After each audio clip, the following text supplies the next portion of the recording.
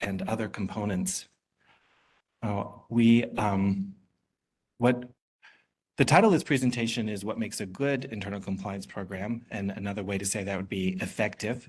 And FERC has done us a favor and defined what an effective internal compliance program is, right? It's one where the entity exercises due diligence to prevent and detect violations, but also promotes a culture that fosters a commitment to compliance, not just among management, but of course among management, but also staff, vendors, agents.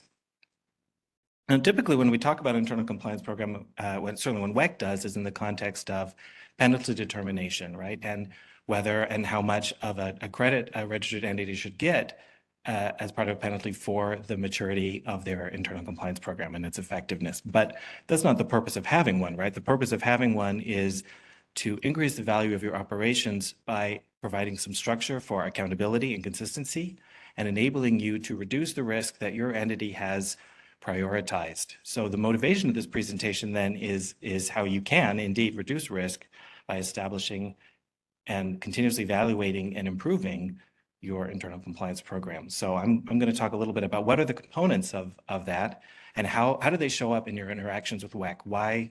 Why is it something that WECC cares about? And then my colleague Josh will share some recommendations and best practices that we've identified from our experience. So the Department of Justice provided some guidance for its prosecutors on how to consider compliance programs in their context. And while that's not directly applicable in a NERC context, we have found that that guidance is tremendously helpful in understanding what's a good, effective, strong compliance program versus one that isn't those. And so I'm going to refer to it liberally in this presentation. The core of your internal compliance program is the documented policies and procedures that you have. And one of the reasons that I like this Department of Justice guidance is it says, well, that's not what makes it effective, right? What makes it effective is how you utilize that to give content and effect to ethical norms. In other words, how do you identify what types of behaviors are acceptable, unacceptable, what types of actions that enable you to mitigate those risks? A successful internal compliance program needs adequate resources, and it needs to be empowered in how it's governed and how it's structured to be effective. And so in that sense, in all this guidance, we differentiate between a paper program, one that is just those documented policies and procedures versus one that has been implemented effectively, resourced properly, and is regularly reviewed and improved. In other words, is your internal compliance program an integral part of your operations, or is it just an add-on, something that exists only in one area? An effective internal compliance program requires processes to handle and respond to any sort of incident. In this context, that would be potential non-compliance. So does it have means to submit suspicions of a potential non-compliance? Does it have a way to protect whistleblowers? Does it have a way to route suspicions to the proper personnel for a timely and thorough investigation? And is that investigation timely and thorough? And does it have appropriate follow-up? Evaluating an internal compliance program needs to consider how does the entity ensure that those policies and procedures are integrated across the organization? Is it something that the staff will properly understand?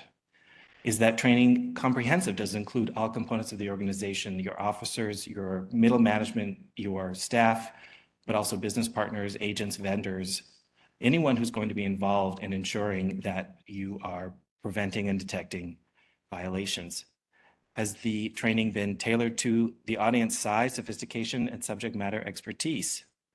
How does the organization measure the effectiveness of the training, and does it adapt as needed? The key question then, is the internal compliance program understood by its employees in practice?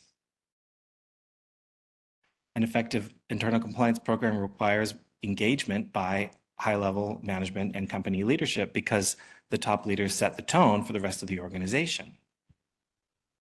Do the senior leaders articulate the expectations of the program, and do they live them in practice? Are they a living example of those cultural norms, those behaviors of what is acceptable and not acceptable?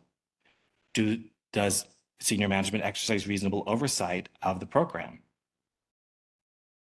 And the number one differentiator between an effective program, a top-level program, and a paper program would then be, is it a living, continuously improving program? As new risks are identified either by your organization or by the ER enterprise, are you adapting your program accordingly? Do you conduct regular reviews and audits? Do you test the effectiveness of your program? And if you find that there are opportunities for improvement, are you acting on that? Is your program mature and sustainable?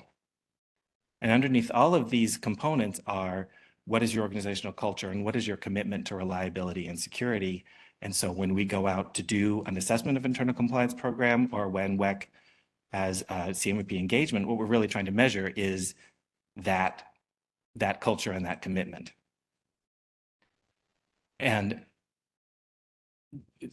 so basically in every engagement that your entity has with WECC, you have an opportunity to demonstrate, do you have an effective internal compliance program or not? So some examples of that would be, FERC agrees that, okay, having non-compliance does not mean that your internal compliance program is not effective. The effectiveness determines how did you identify, how do you respond to that non-compliance, and that is going to influence what your enforcement experience is. How did the entity identify the non-compliance? How did they, what does that say about the quality of their detective controls? How did the entity investigate the facts and circumstances? Was that investigation timely and thorough? Does the entity understand the root and any contributing causes of non-compliance? And how did that understanding influence your response? How did the organization measure the risk and the impact of the non-compliance? And how did you return to non-compliance? What does that say about your corrective controls to reduce risk? And what does that say about your preventive controls to prevent recurrence? So WECC has prepared a self-report and mitigation checklist that includes a number of suggestions that, based on our experience, are helpful. So here's an illustration of how an internal compliance program is demonstrated in action. Right, each dot here is a non-compliance of an access management related non-compliance, and as you see, the vast majority of non-compliance are identified within 3 months, but in some cases it can take 12 months, it can take longer. And so the question is, well, what does that say about the organization's ability to identify and prevent non-compliance? An audit is another example, and probably the best opportunity that WECC has to understand an entity's internal compliance program. How do they use processes and procedures to give content and effect to ethical norms and their culture of compliance? How effective are their internal controls? How do they document and disseminate information? And how is that information understood by the employees? And at the end of an audit, WECC may provide recommendations and best practices that speak to how the entity can improve their internal compliance program. But how WECC understands and evaluates your internal compliance program is not limited to CMP engagements, right? It can show up, as I said, in all of those interactions. So that can be outreach, assessments of internal controls, event analysis, data collection and analysis of misoperations, transmission and generation outages, modeling data validation, lots of examples. And so the quality and effectiveness of your program shows up in all of those interactions. So we have identified a few resources that are helpful when we talk about what is an effective internal compliance program, what is a good program. The first is the FERC policy statement on enforcement that identifies the 13 questions for consideration for penalty credit. And in a follow-up, there is the FERC revised policy statement on penalty guidelines that identifies the 7 factors, all of which I've gone through earlier in this presentation. And then, of course, the Department of Justice evaluation of corporate compliance programs that, again, it would not be directly applicable, but does provide a lot more detail, I think, than some of those other resources in what are recommendations, what are best practices. And to that point, I'm going to turn the floor to Josh Young to share some of those.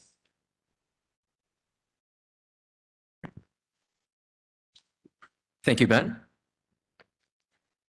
Good afternoon, everyone. I'm lucky enough to work with Ben over in enforcement and mitigation. I think I'm incredibly lucky to have him on this project and presentation with me. He's incredibly reliable. I have been saved under my contacts as baseload, you know. Sorry, I'll stop that now. All right. So, thank you, Ben, for setting up that knowledge base. Now that he's provided sort of the bones of an internal compliance program, I'm going to add some meat onto the skeleton and flesh things out a little bit more. So I'm going to go through some key attributes that WECC has observed tend to be indicative of strong performance in meeting compliance obligations. And of each of these attributes that I'll go over, I'll highlight a few features and examples of best practices that put those features into practice. We'll also provide some examples that fit different sized entities, as we're all well aware that there's no true one size fits all when it comes to what works best for different entities. Right at the outset, I did want to establish that the following information is not exclusive, right? It doesn't cover and indicate what is the absolute best practice. What it does provide, though, are some examples that we will hope spur some participants here today to think about their own entity's internal compliance programs in areas that are performing well and areas that could use a review, because you know and understand your entity and your program the best. One thing we want to constantly improve is to share our perspective as a regulator and voice of reliability in the Western interconnection and be transparent about what we see is working for some different entities when it comes to reliability. So in this room, I think we all share that common goal. So with the attribute of governance, here's a few things that we've identified as features that work well in compliance programs that work well and have strong compliance obligation criteria.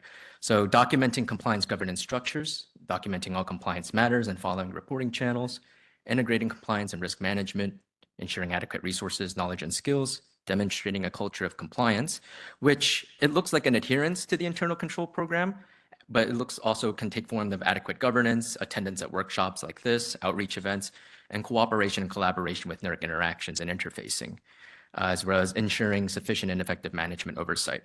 And I wanted to highlight three key features here and provide some examples. So when it comes to documenting all compliance matters and following reporting channels, for a larger entity, that might look like having a dedicated governance framework. So maybe you have a compliance department, an internal audit department, a NERC governance board, et cetera. And that established by a clear policy, which allows centralized tracking and resolution of reliability and security risks accessible to all entity staff and personnel. For a smaller entity, that might be leveraging existing frameworks. So for example, you have a safety department, IT help desk, et cetera, to aggregate reporting for a variety of issues to include reliability and security accessible to, again, all staff.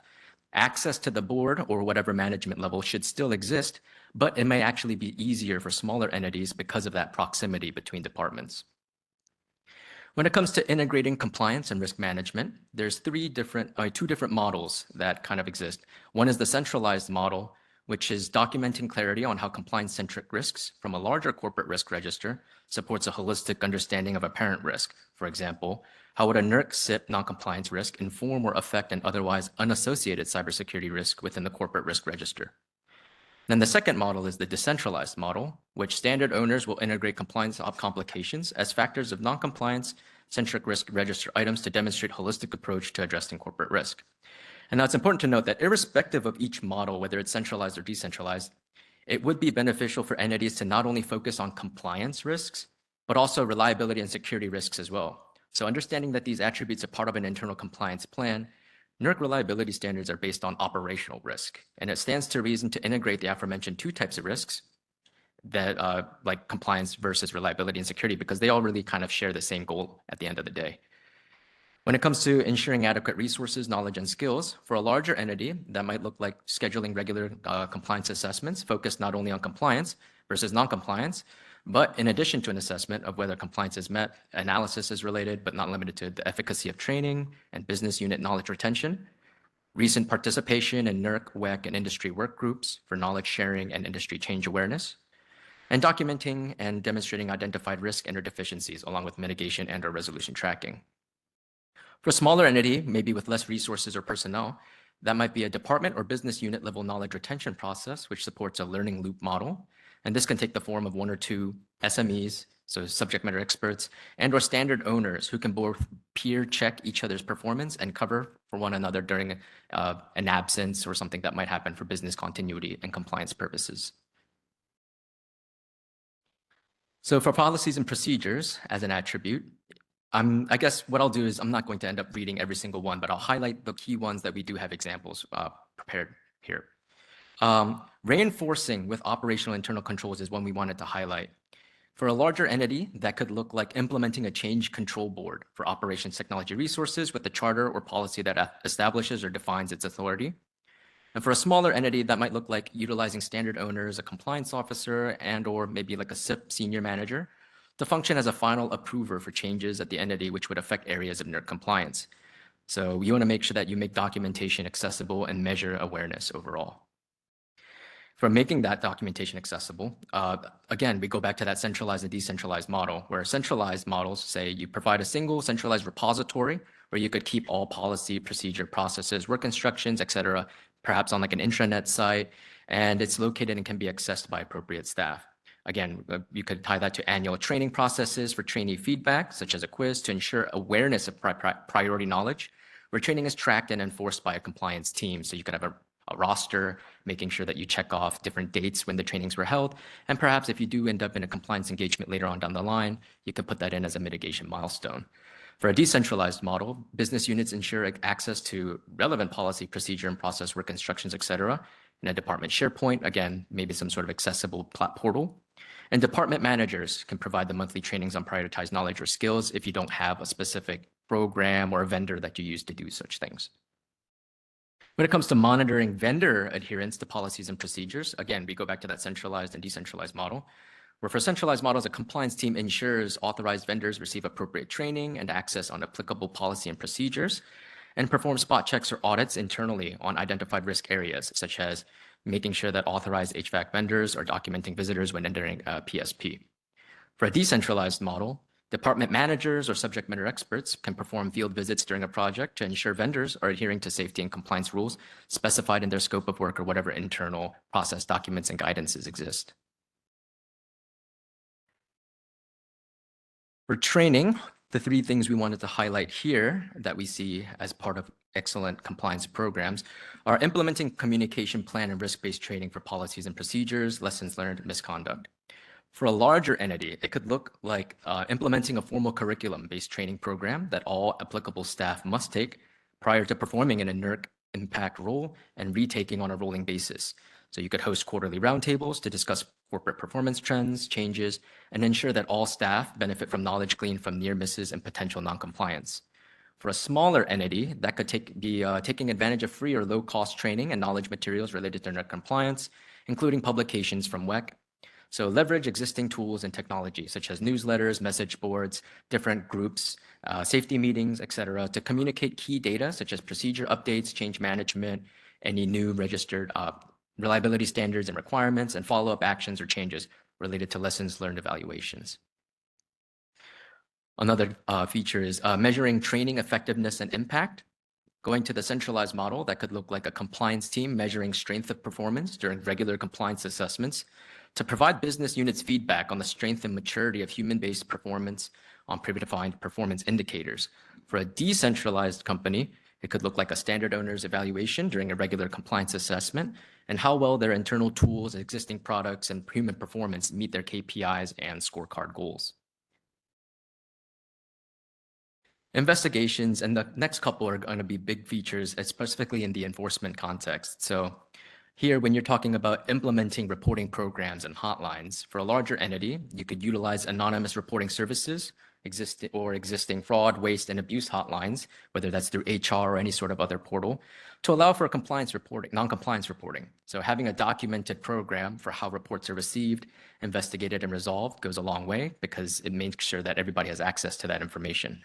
For a smaller entity, they could adopt and advertise a quote-unquote open door policy with formal non-retaliation policies to allow staff to raise concerns to any manager or supervisor, and having a documented program for how reports are received, investigated, and resolved, which are readily accessible again to all employees.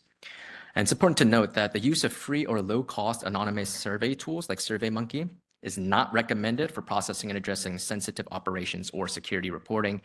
just because even though the anonymous features and the free aspect of it is nice, we don't know where some of that information is held and what servers that information is hosted on. And so you want to make sure that any information you're kind of retaining and having as a reporting tool are within the NERC ROP and other cybersecurity guidelines for SIP information.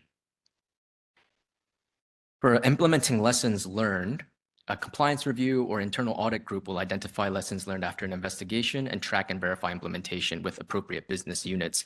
And having a record of that is always important. Business units and standard owners can also identify and implement lessons learned from investigations to more easily leverage expertise and speed. And ideally, this kind of model, which is decentralized, would be paired with some degree of peer checking, peer review, in an environment where a manager, director level leaders are empowered to enact change instead of having to go through multiple hoops and really engage top level, because again, that's like a slower model compared to when you're trying to enact change on a quicker basis. The decentralized model would ideally be paired with an opportunity to share lessons with other business units, as well as some lessons learned that can apply to other areas of the organization as well. Hence the preference for some degree of centralization if possible, if you do want to share that type of information across different platforms, so you're not having to learn the same lesson twice, if that makes sense. Incentives are also a big area because it's kind of a nebulous zone where there could be, different catch programs, different reporting programs, but also there could be just nothing at all. And it really depends on how your corporation kind of views this sort of thing. And so when you incentivize compliance with the ICP, realistically, the ICP and various NERC reliability standards and requirements should really have the same goal. Again, your internal compliance program and the reliability standards really have the same goal in mind. It incentivizes compliance. And so for larger entities, you could utilize a corporate-wide program for leaders to mandate scorecard items, KPIs related to annual corporate compliance goals, and other different types of achievements. For smaller entities, you could use low-cost reward programs. You could go towards extra PT hours, different gift cards, et cetera, to reward individuals or groups for performance in areas with high risk of noncompliance and have a good catch program policy or anything like that incorporated into it. You build incentives and consequences into vendor contracts. That's another big one. Because in a centralized model, that could look like contact administrators have a broad template for contract language, so you have a repository of various template language. For NERC-related contracts, which establish end-of-contract performance bonuses and/or fiscal consequences for vendor actions, which may lead an entity into a state of non-compliance and clear criteria for how to avoid breaches of contract. In a decentralized model, that could look like business units tailoring contracts to meet specific NERC-related needs for their departments and/or scope of work with NERC standards and risk-based deliverables unique to them. Compliance-related performance can easily be measured for bonuses, withholding payments for non-completion of milestones, and various other remedies for non-performance. For continuous improvement, one thing we wanted to highlight was audit and test compliance controls. So for a centralized model, an entity could utilize the NERC compliance or equitable internal audit team to test and measure non-compliance or compliance with internal controls on a rolling schedule. So ideally, all standards and requirements would be tested and verified within a 3-year cycle, with the high-risk requirements being tested and measured annually. A decentralized model for business unit leaders or standard owners could perform regular spot checks and sampling based on the standards and requirements for which they are responsible. Ideally, all requirements for which a leader is responsible would receive substantive sampling and testing at least once every 3 years to the same vigor as an audit. When you monitor for new requirements and integrate them into the program, for a larger entity, that could take the form of utilizing compliance and internal audit staff to regularly attend standard development workshops and webinars and participate in a variety of industry technical implementation discussions. And additionally, compliance and audit staff could have been included at internal review of incidents or near misses, regardless of relevance to the NERC compliance, to identify opportunities to leverage corporate improvement initiatives into the NERC compliance program.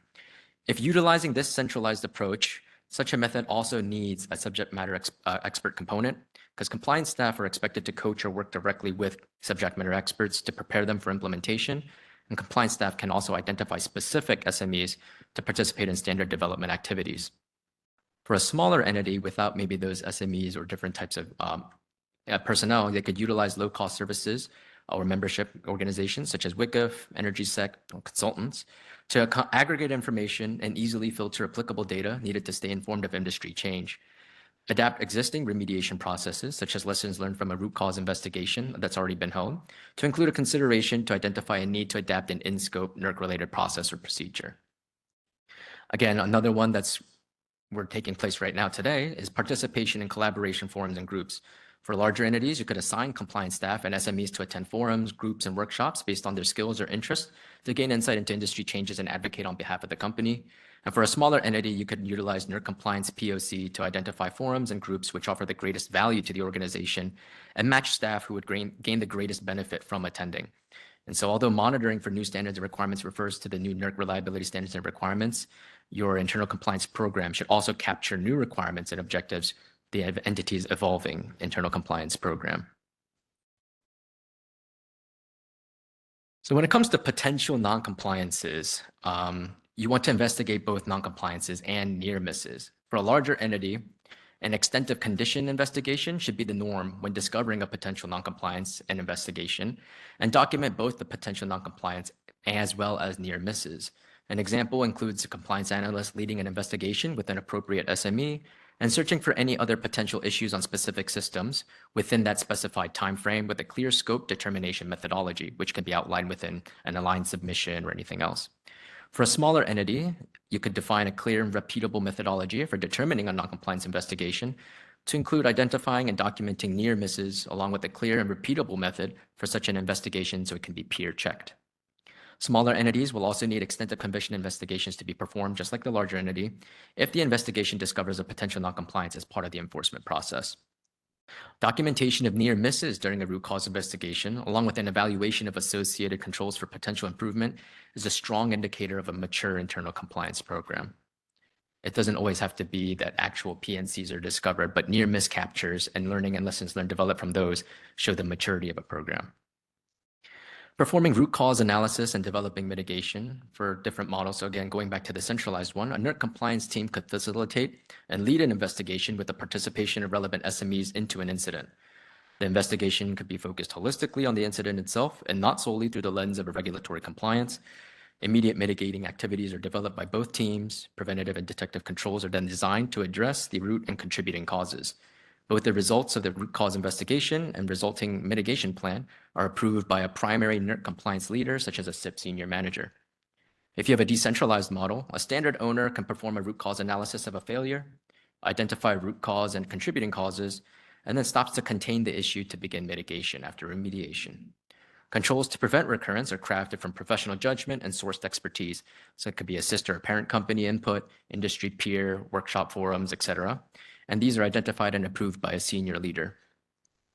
The distinction between corrective action plans and mitigations, at least in the context of ICPs, is that corrective action plans would be internal to the entity, whereas a formalized mitigating activities and mitigation plans would be subject to verification and review by WECC. Finally, one of the big things is analyzing root cause trends and integrating lessons learned. And for a larger entity, root causes at a larger organization are sometimes not immediately clear. And root cause investigations should entail evaluation of other recent incidents. For instance, a single incident identified as a training issue may evolve into multiple incidents caused by ignorance of a NERC standard due to turnover. However, how to perform and analyze such trends is extremely dependent on the structure of the individual entity. For a smaller entity, lessons learned can sometimes result in more lessons learned if the original lesson doesn't meet organizational needs. So leaders can field check changes from lessons learned to ensure understanding or efficacy to prevent recurrence, or perform checks after an incident for recent similar issues by simple categories such as organizing it by incident type, by department type, personnel, and different standards and requirements. Again, I do want to reiterate, and I hope this presentation is the beginning of a continuing conversation. I know that was a lot of information to throw at you, but the best case scenario isn't that everyone here goes home and implements every single example that we discussed today word for word, because what works for one entity isn't necessarily going to work for another one.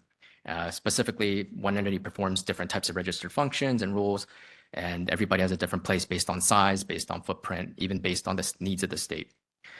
The best case is that actually sharing practices that WECC has observed are correlated with strong compliance performance, and having these knowledge sharing opportunities as partners in this industry will continue to be an ongoing process that will continue to improve, enhance, and shape how registered entities conduct their programming, and as a result, electric reliability over which the fabric of modern society is draped today, as we know and well understand as one of the critical infrastructures here in the US. So thank you. And with the time we have left, I guess Ben and I will be happy to take some questions and answer them to the extent that we're able to in this moment.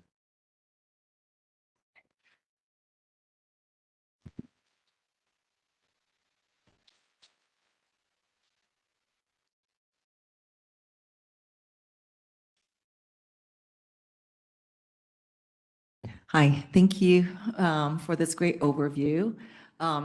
I have a question. We've been talking about how, we are also needing to look beyond just the standards in regards to reliability risks and security risks. How does that actually get incorporated into what you guys are seeing as a good compliance program? Like, where does that tie into the compliance program from your perspective? I think there's a marriage of goals between compliance overall and then actually meeting the needs of a risk-based approach or doing something that addresses reliability overall. One of the analogies that I like to make is, let's say there's a requirement that you build a dam at 8 feet tall, right? And that's the minimum requirement. If you build a dam at 8 feet tall, then you're compliant. But recent trends and risk-based analysis have shown that recently, waters coming above the levee are 9 feet plus and above.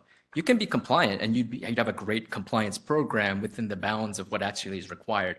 But if you want to take that, if you call it an above and beyond approach to just the minimum requirements of a compliance-based ICP, if you want to address risk and actually be reliable, then you're building it at 9 feet plus, right? And that's kind of where we're at, where yes, compliance and having a risk-based approach on paper sound different because one goes towards NERC reliability standards and what the requirements say and you need to do versus what the industry is seeing as trends and as different analysts, SMEs, and the entities themselves are seeing. But I like to think of it that they're both the same thing at the end of the day. And if you do have a strongly performing compliance program, then you're not just meeting minimum standards. You're looking at the risk, you're seeing recent trends, and you're kind of performing to the level of that expectation with the understanding that, okay, you're not getting enforcement engagement or interfacing with auditors at that level because you're minimally compliant, but to truly be within kind of the spirit of reliability and being above there, the ICP should really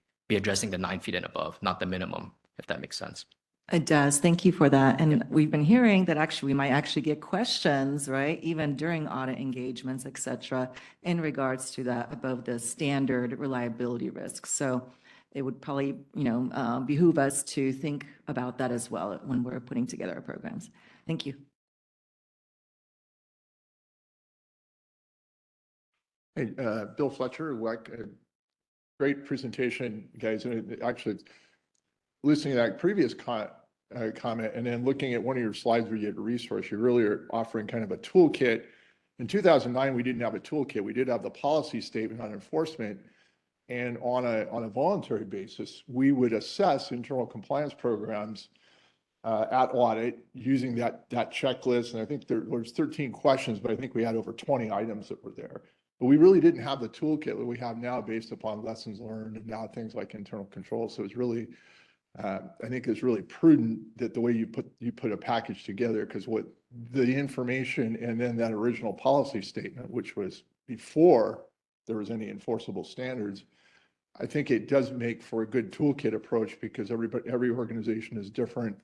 And then the risk landscape that you face, which may be independent of your compliance landscape, will help. It certainly can help. So no, and thank you for bringing up that toolkit aspect. And so what we will do at the end of this conference is provide that sort of the different examples as a work paper and reference guide. We'll publish it and maybe do like a little email blast for everyone who's attended, just so that you can refer back to it. I did not want to put all of what I said into the slides. It was wordy enough as it is. And I, as well as anyone else, don't like looking at basically like an amicus brief on a presentation slide, right? And so we'll make that available. But again, to the degree that we're trying to provide as much information that we've seen as effective examples and things that can spur and create conversation, it's not the end all be all, but we want to be able to provide that perspective and say, look, these are things that are working for other people. Whether you want to kind of start brainstorming or incorporate it into your own programs is your prerogative since you know your company the best. But it's pertinent to share that information, I think, at opportunities like this. So thank you for this. Very helpful. At one point, the regions used to send out something that had the 13 questions that came from the 3 or 4 FERC policy statements that established what is a healthy compliance program, which you referenced one of them obviously in your slides. Is that still happening? The reason I'm asking is that it may be hard for you all to get all of the information you need to make that assessment just based on, here's what the interaction was like in an audit, or here's what the interaction was like when someone was at one of our conferences. So I think we would all like to be able to share how we manage our compliance programs and how we improve them. How is that feedback happening now? I just don't remember getting one of them, and it could be that my team took care of it and I didn't know. So, I mean, I'll say that right now, but I just wanted to bring that up because I think it's important for WECC to be in the know and not to be basing its decision on something that happened 10 years ago or 3 years ago when we were audited last. Right. And I think one of the things that are important to discuss moving forward along with industry is kind of establish how regular and frequent and in-depth that conversation occurs. Of course, you'll have audit engagements, spot check engagements, self-certifications through enforcement mechanisms, or you'll have attendance at workshops. But again, those are bits and pieces of what the entity's ICP program looks like. Again, it being kind of like an iceberg. Most of its behind the scenes action takes place internally. Even with enforcement engagements, a lot of that work before a self-report or self-log comes in, that's being taken care of going through multiple departments before WECC even gets their eyes on it, right? Pre-engagement. And so to that extent, whatever the entities feel like are the best ways to sort of showcase that ICP in action to the degree that it's not being required by a reliability standard and requirement to be shared a certain way, whether that's kind of a submission you have to provide or any sort of paperwork that you're giving out in an audit engagement, I think is something we can definitely continue to talk about. What showcases that the best and what does industry feel like is a good deliverable when it comes to it without creating any extra work, you know, just to show that they're doing the work, which is kind of an issue in and of itself. But being able to share that with the proper departments here at WECC and having that oversight is a great opportunity. And I know Ben, as the analyst, is definitely interested in that kind of conversation with trending models and different engagements. Yeah, and I just wanted to add, Maggie, because I think you point out a really big risk to WECC, which is what if our perspective is too limited, right? And what if we're basing too many decisions based on a single perspective, something that happened once? And something that as an organization WECC has done and is incorporated in our new long-term strategy is we want to have a full risk perspective. We want to be unified as an organization in how do we perceive risk, how do we perceive our entities, and are we using our full complement of tools available in order to help mitigate those risks? So I think that's something that we're trying to be very intentional about, and I don't have an immediate answer for that, but I appreciate that you brought that up. I have a question. Dave Rudolph with Basin Electric Power Cooperative. So my questions maybe are just slightly bit more granular. This is something internally we've been talking about at our entity. Policies, procedures, other documents used in our, compliance program. There's, as we've matured, they're starting to accumulate. We have a lot of documents. I guess the question comes about is, what is the right time period that those should be reviewed? I think the guidance out there you look is every document should be reviewed on an annual basis. And, when you start to accumulate, hundreds of documents, potentially thousands of documents, pretty much that's all you're doing on a daily basis is updating documents. So is there a length of time that is too long to go if there are no changes, substantial changes to that process? Right. And that's kind of it's so case by case, right? Because different entities have different sort of documents. So what we've seen work successfully are entities that start to streamline processes to the degree that certain reviews that are triggered annually or quarterly and can be vetted and reviewed internally, whether it's through a third-party vendor you hired or internally with your own staff. Can you merge those processes together? Does it make sense to kind of have one procedure that applies broadly across whatever falls underneath a certain SIP standard or OMP standard? Or you could do it as it's triggered, the review is triggered by change management or a new update to a certain standard and requirement that takes effect. Maybe there's a certain call that you were on for a new standard that's coming online. And people are saying, okay, well, here's the way that they're looking at it now. And I think it's time to kind of do a review, make sure we're all on the same page of it. And so to the degree that you're finding that there's a ton of internal processes and it's a bit of an issue to keep them organized and up to date, I think streamlining and consolidating has been working, and also just making sure that there's triggers for review. Annually would be best, but realistically, that's difficult the more processes you have. And if you're reviewing every single process every year, how in-depth are you really being able to go with each process, right? And so I think quality over quantity in that regard is important, and just making sure that you're actually addressing, right, the not just doing a quick little once over, I think is probably the way to go. Yeah, one more question to you is well, it just escaped me here. Let me think about it here just a second. Oh, maybe it's gone. So sorry about that. I did have one more question, but thank you. For your Just answer. pop back up. Yeah. Do we have any questions online? We do. First, we have a question that says, some small entities have very small compliance footprints and one person managing compliance part-time. How does an ICP with the level of details discussed benefit these entities? I think for smaller entities, being intelligent about, I think one of the attributes that we had was proper resource and time allocation for different personnel, especially within the compliance space. Now, to the degree that certain personnel will be wearing multiple hats within the organization is not an issue in and of itself. I'm sure that there's certain processes and whatever written. I think making sure everything's documented and compliant is more important than making sure you're building out unnecessarily complex and verbose ICPs. I think to the degree that it matters, meeting the obligations, no matter how expansive or concise your compliance team is, just making sure that everything's documented properly and you have business continuity, and you're not bottlenecked by specific individuals. So if that one person wearing multiple hats in a small team is out, does that mean your compliance team just kind of craters, right? If not, making sure you have a good process document built out, someone can take over. I think those are ways to make sure you have some redundancy in place and make sure you're still compliant, even if you are a smaller entity. Thank you.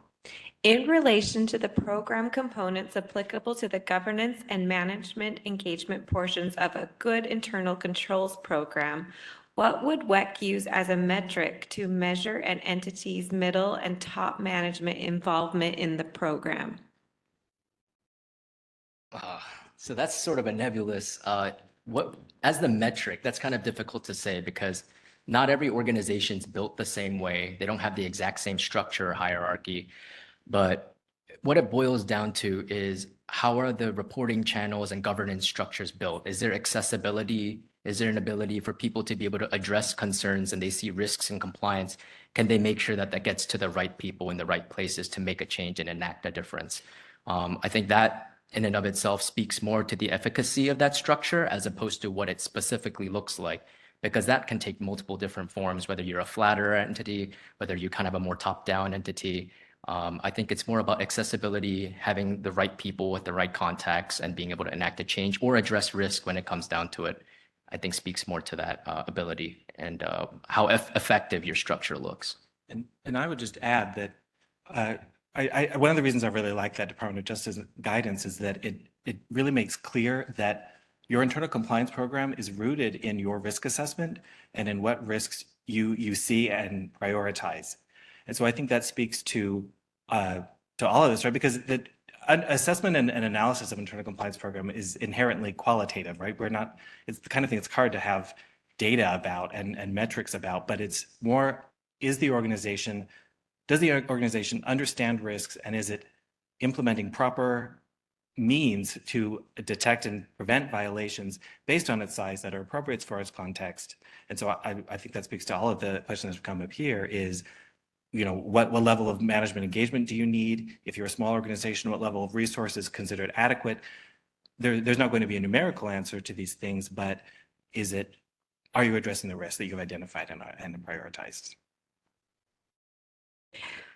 For compliance governance, what is more effective? Risk analysis and mitigation or heavy documentation?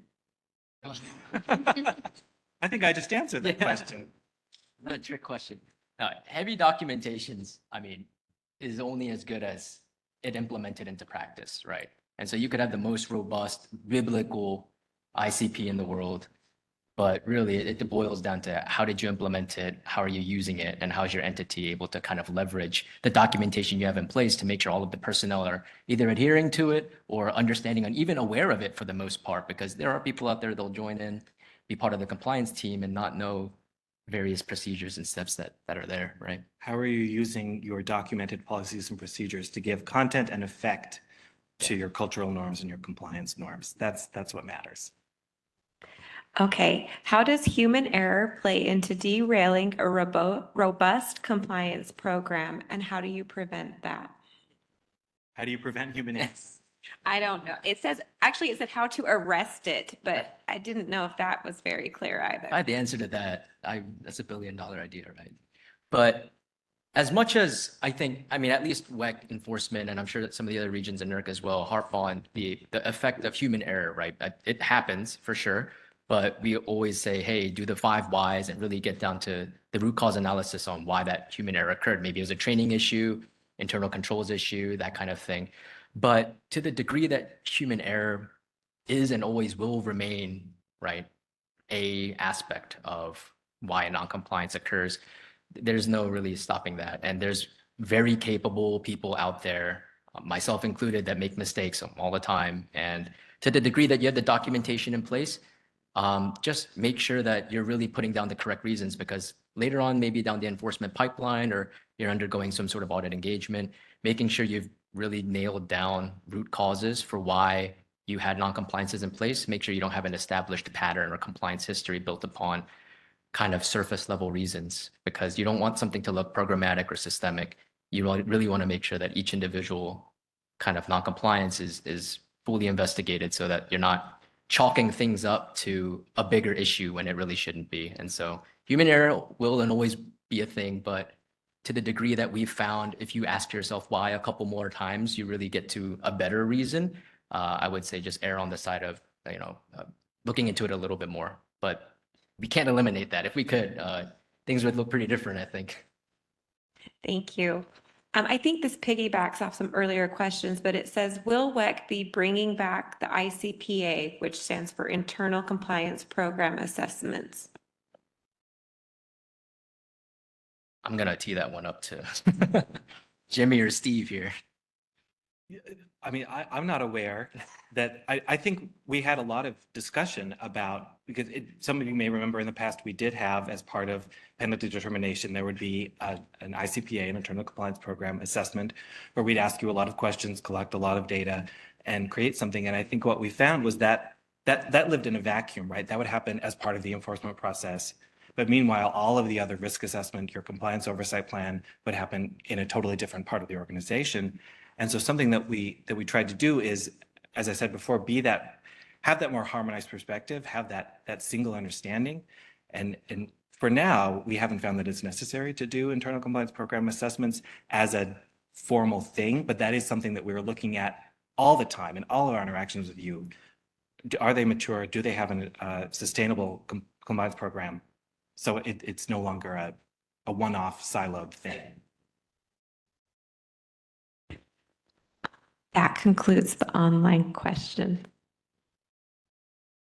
Okay, great. So thanks again, everyone, for your time. We'll make this information and some of the examples we've provided today, as well as the key attributes, available on maybe the WECC website or maybe an email blast. But to that extent, if you have any further questions, again, please reach out. We have so many great experts here to share their knowledge, as well as industry conversations. So thank you. And I think we're going to move on to the break, right? All right, appreciate it.